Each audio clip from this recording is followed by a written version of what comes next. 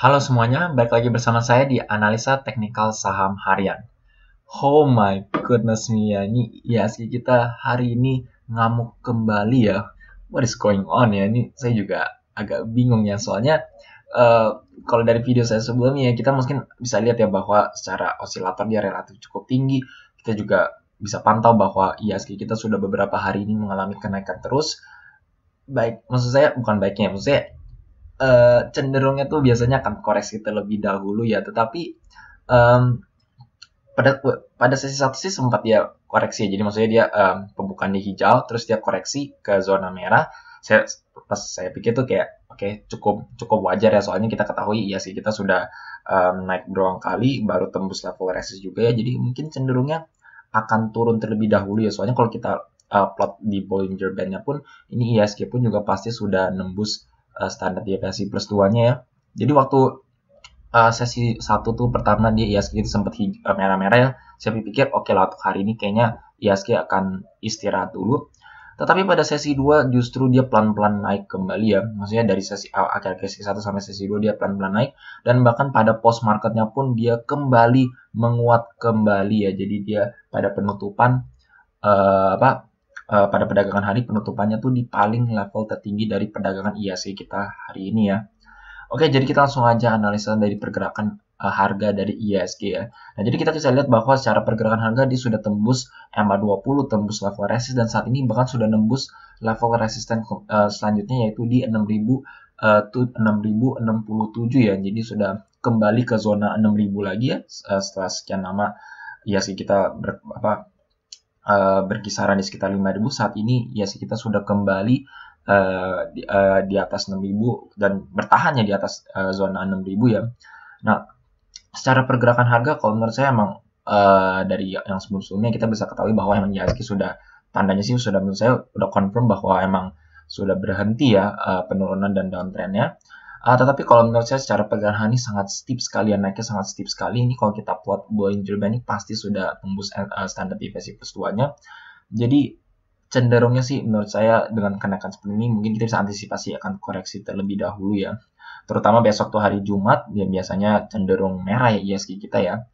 Jadi kalau menurut saya kemungkinan besar IHSG kita mungkin akan merah ya, dan kalau untuk optimismenya sih ya mungkin dia akan koreksi hingga ke level support yang ininya, yang support atasnya itu di 6067, walaupun sebenarnya itu sangat kecil banget ya ruang untuk koreksinya ya. Jadi mungkin akan koreksi turun hingga sampai ke garis MA50, turun kembali ke bawah ya, maksudnya setelah dia break level resistnya ya.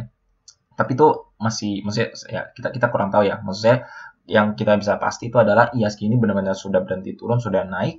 Tetapi dengan kenaikan ini kita mungkin bisa antisipasi akan ada pullback terlebih dahulu ya. Nah, kita lihat MACD-nya sama, masih ya, histogramnya pun juga masih naik, dan kita lihat secara RSI-nya pun terus masih mengalami kenaikan nanjak ya. Jadi overall emang trennya sangat strong sekali.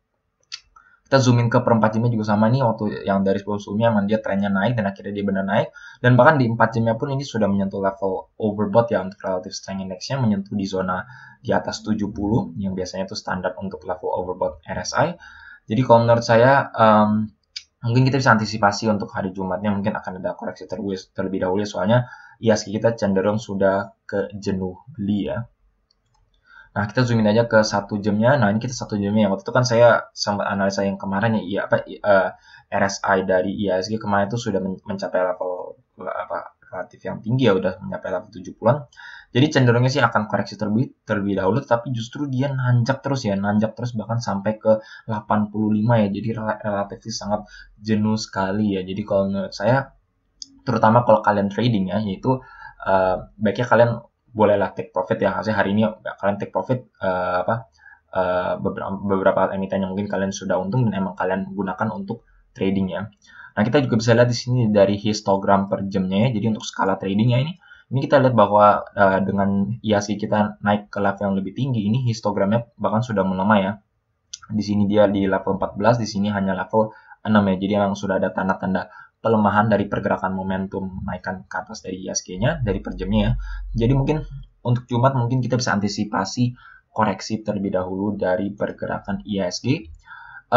Koreksi sehat ya, maksud saya itu soalnya kan tampilkan per jam. Overall menurut saya sangat bagus ya, maksudnya pergerakannya untuk IHSG. Jadi mungkin kita bisa antisipasi untuk emiten-emiten yang kalian sudah pegang, mungkin sekalian sebagai investor atau gimana ya, mungkin kita bisa antisipasi saham-saham di dalamnya mungkin udah mengalami kenaikan ya, contohnya seperti BBRI, ICBP, Mandiri, dan juga BCA. BCA pun sudah menyentuh level 33.000 kembali ya. Jadi rata-rata emiten di dalamnya nih, rata-rata yang blue chip yang kalau saya ngomongin ya, itu rata-rata sudah mengalami kenaikan yang cukup lumayan ya, bahkan bisa dibilang sudah kembali ke level relatif yang cukup tinggi ya, sebelum dia terjun ke bawah. Pada IHSG kita sempat terjun sampai ke 5.700 ya. Oke, jadi itu untuk update untuk pergerakan IHSG-nya, dan selanjutnya mungkin saya akan update untuk pergerakan BBRI ya. Nah, sebentar, kita ganti dulu ke Money Flow Index. Oke, jadi untuk BBRI kan saya waktu itu kemarin bikin videonya ya, maksud saya kita ketahui bahwa saat IHSG kita naik ya, maksudnya ngamuk IHSG kemarin, BBRI justru salah satu emiten blue chip yang justru dia turun ya, maksudnya bukan turun sih, maksudnya sempat naik tapi turun kembali ke zona kuning ya. Jadi overall kita lihat IHSG BBRI kemarin tuh nggak naik atau nggak turun sama sekali ya. Nah, kita juga bisa lihat bahwa dari pergerakannya pun menurut saya cukup wajar koreksinya ya. Overall kita lihat bahwa BBRI masih uptrend, dan ternyata hari ini awalnya sih sempat turun ya, saya pikir ya udahlah cukup wajar, soalnya kita lihat sendiri secara pergerakan harga pun ini makan masih di atas MA5 ya.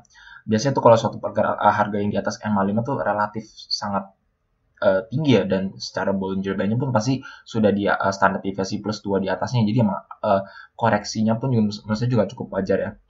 Nah, tetapi mungkin karena kedorong IHSG juga ya, ini BBRI baru turun dikit, bahkan baru nembus di bawah MA50-nya kembali, dia justru sudah naik kembali, ngetes ulang level resistnya di 4.350 ya. Jadi emang menurut saya ini ya sangat, maksudnya strong sekali untuk secara pergerakan dari BBRI dan juga secara dari IHSG-nya. Dan kita lihat juga dari Money Flow Index-nya, overall trennya naik sama seperti IHSG.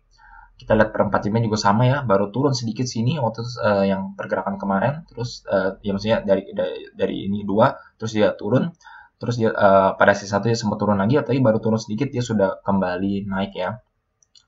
Nah, jadi untuk per jamnya yang seperti bisa dibilang mirip seperti IHSG ya.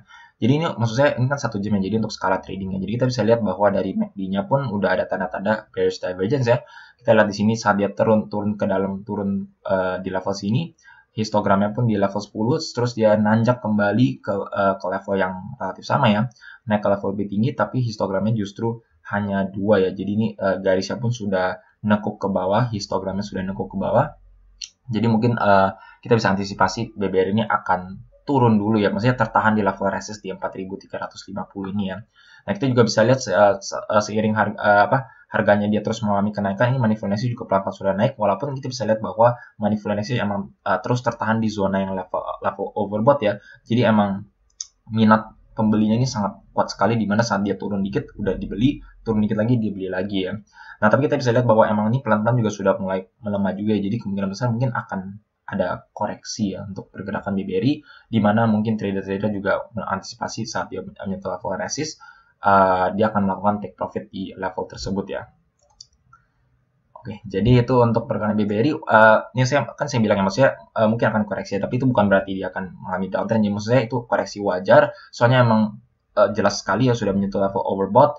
Ini kita pergerakan harga pun sudah sangat pesat banget naiknya, sangat pesat sekali ya, cenderung akan mengalami koreksi. Jadi kalau menurut saya untuk kalian yang mungkin takutnya FOMO ya, maksudnya ya kayak aduh takut ketinggalan nih BBRI, saya mau invest atau mau beli gimana ya, mungkin bisa dulu di hold ya maksud saya. Atau misalkan kalau kalian tetap mau beli ya mungkin boleh, tapi ya nyicil ya, jangan all in, maksud saya jangan keikut arus kayak wah lagi naik jadi beli terus. Maksud saya maksud saya ini kan lagi bullish ya, jadi mungkin kita anggapnya tuh kayak wah setiap hari hijau terus ya. Kalian perlu hati-hati ya, maksud saya kita baru aja dikasih tunjuk ya dari bursa bahwa saham itu bisa turun ya. Kita lihat dari sini dia turun sampai BBRI turun sampai dalamnya. Jadi tetap harus kita antisipasi dan save beberapa cash in case ya koreksi, supaya kita bisa ada cash untuk average down atau bahkan beli di harga yang lebih rendah ya. Oke, jadi itu maksudnya itu secara kesimpulan untuk BBRI dan juga IHSG. Jadi maksudnya untuk blue chip dan IHSG Jadi dengan kenaikan-kenaikan ini ya justru menurut saya itu bukan jadi buying opportunity ya. Soalnya kan kalau kayak saya bikin video-video rata-rata kalau misalkan lagi merah itu saya baru bilang ini buying opportunity ya. Maksud saya beli saat merah, jangan beli saat hijau ya gitu ya. Jadi ini lagi senang-senangnya pasti akan ada fase cooling down-nya dan di mana itu sekuritas juga akan mengalami koreksi wajarnya ya. Oke, jadi untuk BBD dan ISG sekian, dan selanjutnya kita akan bahas ada yang sempat request yaitu saham SIDO ya, jadi untuk diupdate kembali ya. Nah, jadi untuk SIDO ini kan saya waktu itu sempat bikin video bahwa volatilitasnya sudah mulai merucut, pas banget di level support. Kita mungkin bisa antisipasi ada pergerakan besar ya dari pergerakan SIDO ya. Nah, jadi waktu kemarin-kemarin tuh dia SIDO sempat naik ya, naik lumayan, tapi kita bisa lihat naiknya masih belum terlalu banyak. Kita lihat bahwa secara pergerakan harganya pun ini dia naik ya, kan ini dia turun di bawah MA20 ya, terus dia berkonsolidasi, terus dia naik ngetes level MA20 nya, sempat dia break ya, maksudnya di atas MA20, tetapi pada perdagangan hari ini dia kembali di bawah MA20 ya, jadi masih ada penurunan kembali ya. Jadi itu secara pergerakan harga belum terlalu mengkonfirmasi bahwa SIDO ini mau breakout ke atas ya, walaupun sebenarnya ini ada ancang-ancang ya, maksudnya dari awalnya dia berkonsolidasi ini, sekarang dia sudah mulai pelan-pelan naik ya.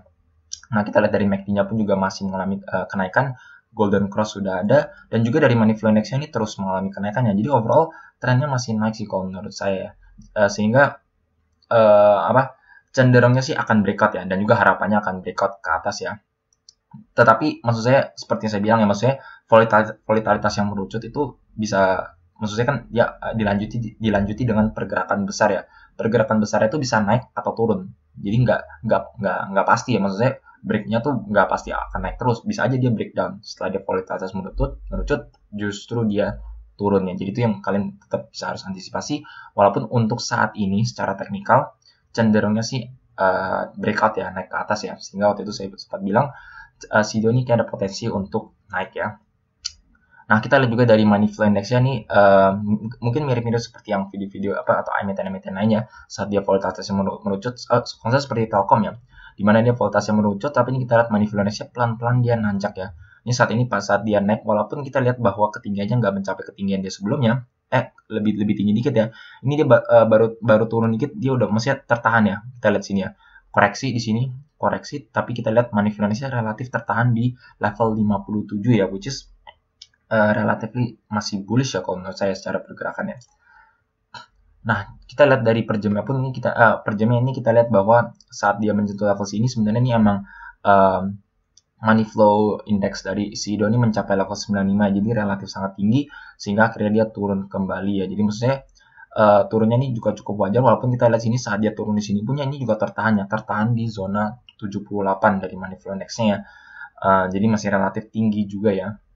Jadi kalau secara kesimpulan, kalau menurut saya untuk SIDO, mungkin kalau saya tetap wait, maksudnya mengantisipasi dia akan break ke atas ya. Jadi mungkin saya akan wait dulu, mungkin dia akan naik turun di sekitar MA20 sebelum dia pelan-pelan dia bertahan di atas MA20, dan kemungkinan besar dia akan break ke atas ya, seperti pergerakan Telkom ya. Dan mungkin saya tetap optimis untuk target kenaikan SIDO mencapai level kembali di sekitar 815 ya. Tetapi ini seperti saya bilang, bisa aja dia false breakout ke atasnya, terus dia turun ke bawah. Jadi tetap kalian harus pasang stop loss di beberapa persen di bawah level support ya. Oke, jadi untuk video kali ini sekian saja. Jika kalian merasa video seperti ini bermanfaat untuk kalian, jangan lupa untuk subscribe dan juga pencet tombol bell di sebelahnya supaya kalian selalu terupdate dan ternotifikasi dengan video-video yang saya akan upload setiap harinya. Sekian dari saya, terima kasih.